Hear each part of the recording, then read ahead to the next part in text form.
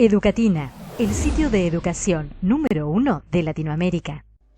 Al introducirnos en la historia del pensamiento, vamos a toparnos con una corriente muy importante, el positivismo, la misma que se funda de la mano de este señor que estamos viendo en pantalla, que es Auguste Comte.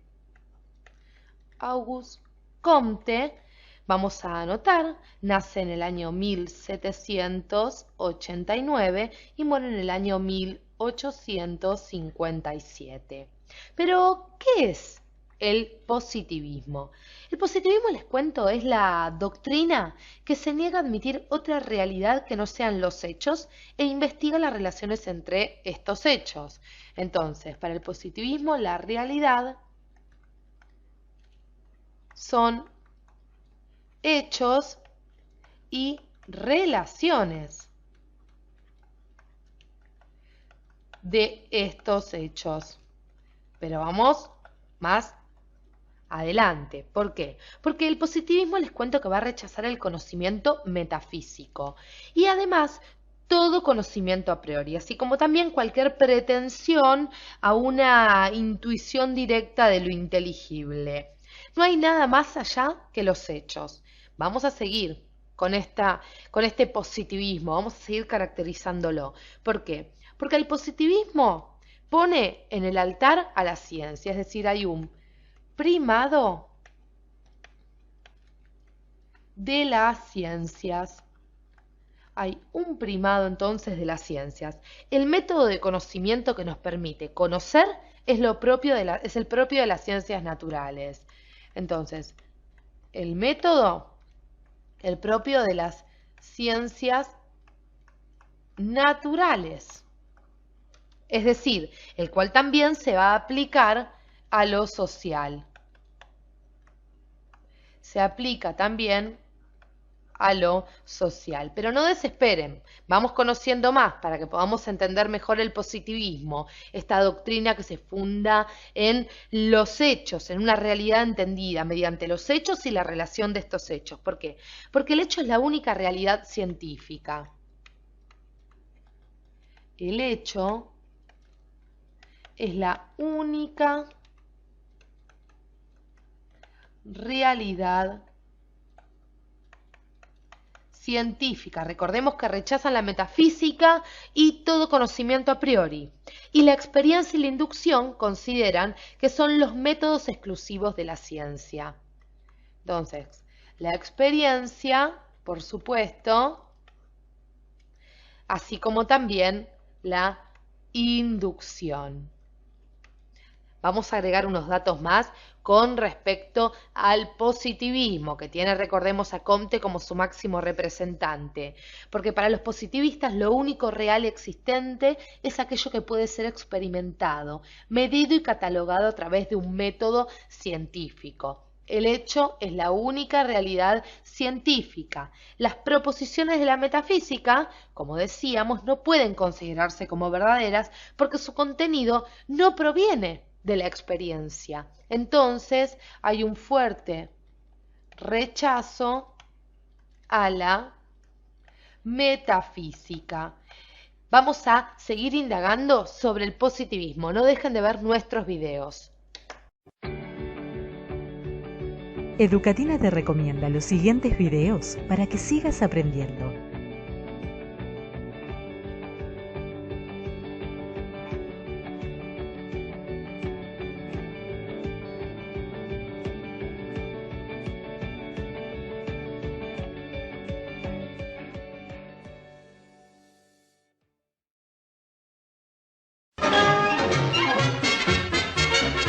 Modelo crítico social.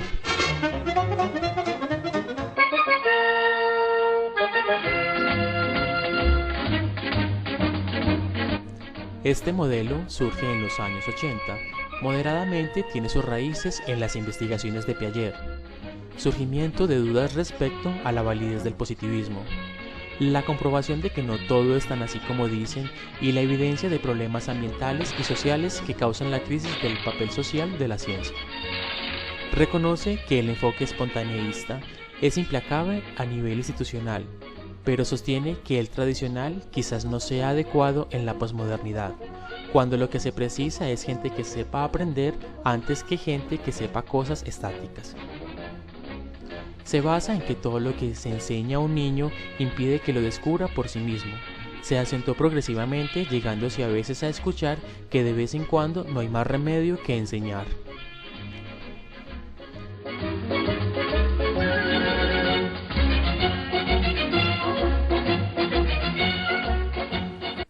Ponentes crítico-social. Piaget, 1896-1980. Teoría del desarrollo cognitivo. Haber demostrado que el niño tiene maneras de pensar específicas que lo diferencian del adulto. Teoría constructivista del aprendizaje. Esto se divide en 3 momentos para la construcción del conocimiento: asimilación, acomodación y esquema. Asimilación es explorar sentimientos, preconceptos. ¿Qué sentimiento le genera ese nuevo conocimiento? Acomodación, toma de conciencia, desequilibrio, manejo del cómo y por qué, intencionalidad. Esquema, ya hay conocimiento cuando se puede repetir, verbalizar y se le puede explicar a alguien. Vygotsky, 1896-1934. Enfoque sociohistórico-cultural. Se basa principalmente en el aprendizaje sociocultural de cada individuo y por tanto en el medio en el cual se desarrolla. 5 conceptos fundamentales para Vygotsky. Las funciones mentales, habilidades psicológicas, zona de desarrollo próximo, herramientas psicológicas, la mediación. Las funciones mentales se dividen en 2, inferiores y superiores. Inferiores son aquellas con las que nacemos, superiores se adquieren y se desarrollan a través de la interacción social. Habilidades psicológicas aparecen en 2 momentos: momento ámbito social, con la cultura; momento ámbito individual, se vuelve interior, lo interioriza. Zona de desarrollo próximo, aprender con el ámbito social, en la interacción con los demás.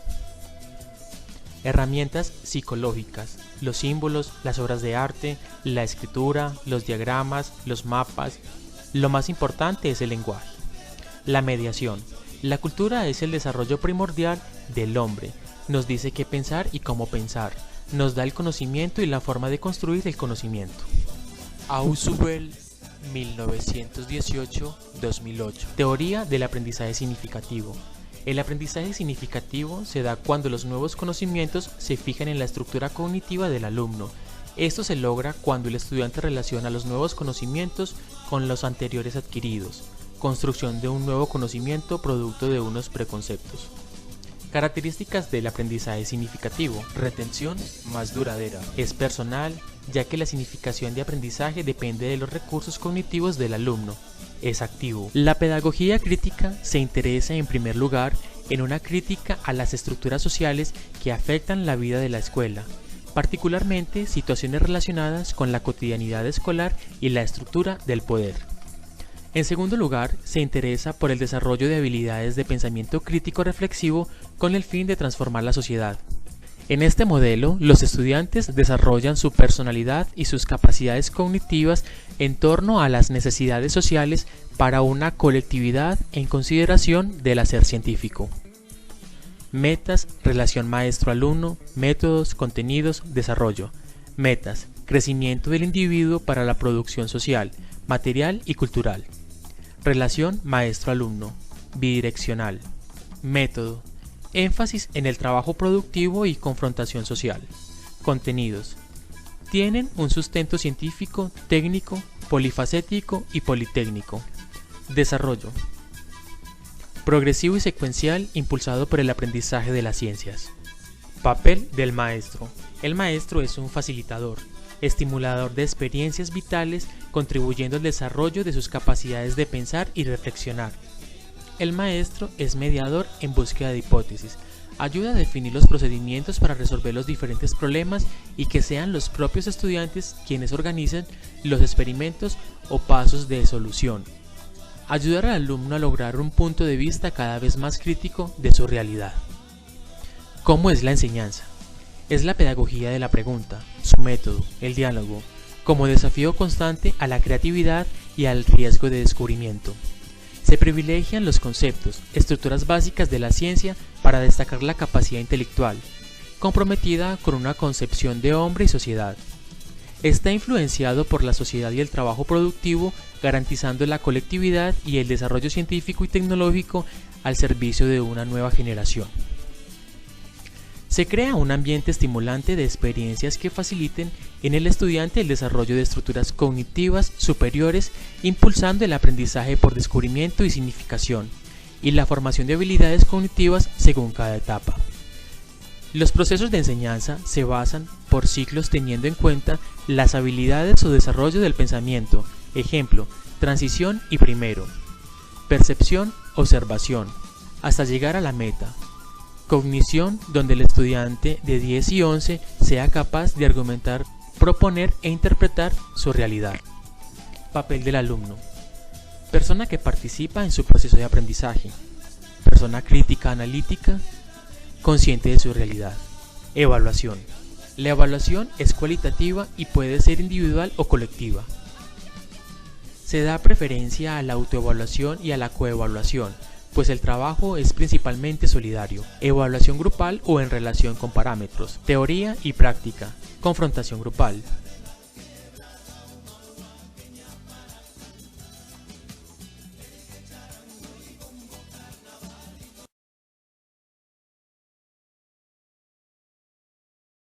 El método fenomenológico, propuesto por Edmund Husserl, filósofo austríaco que vivió entre los años 1859 y 1938.